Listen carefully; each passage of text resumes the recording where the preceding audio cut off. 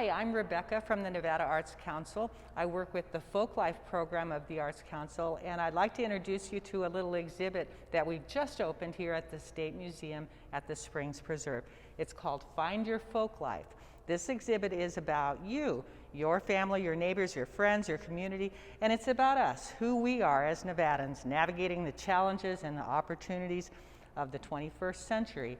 It features 22 two-flip lenticular photos that were developed over a 3-year period, photographing people we've worked with over the past 30 years. Each of these panels has 2 photos on it.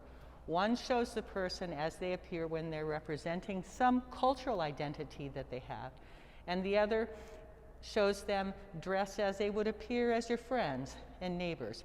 And you can view both photos, but you have to do the lenticular lean, and as you do that, the photo changes from one image to the other.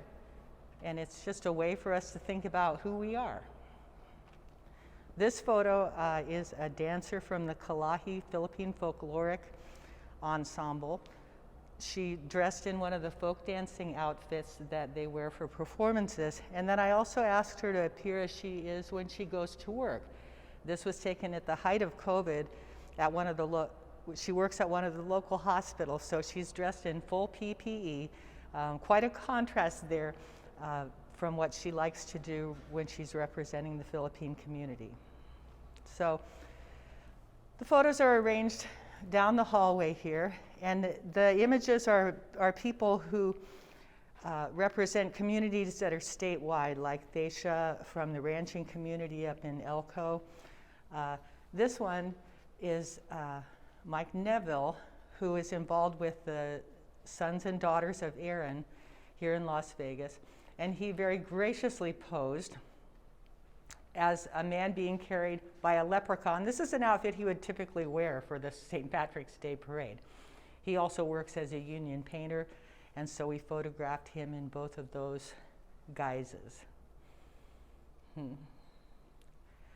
I love walking down the hallway because I feel like I'm among friends. My work for the Arts Council takes me all over the state and into communities throughout the valley here, learning about what matters to people, what kinds of folk and traditional arts they practice within their families. I also went up to Reno to do some photography up there, which is where I captured Wolfie Jr., the mascot for the University of Nevada, Reno.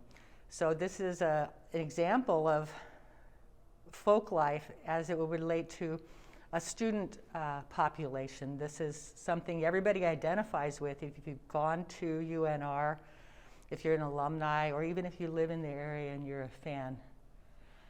So it was fun to capture Wolfie and the man behind the mask.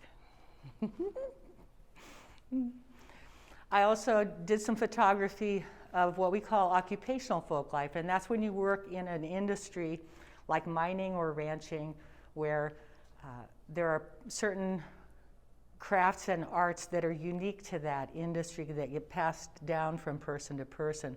So I had to get out to Hoover Dam. I photographed Sean Lynch there. These craft workers, as he said,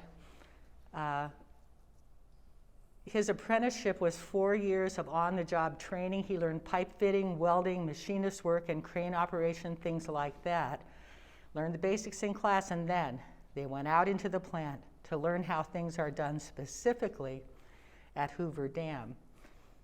Sean went on to tell me that when they drained one of the penstocks to work inside the intake tower, he painted his name there in black tar. Only people who ever see it are the ones like him who are working down in the intake towers. He'll be part of that place forever, and it will always be part of him.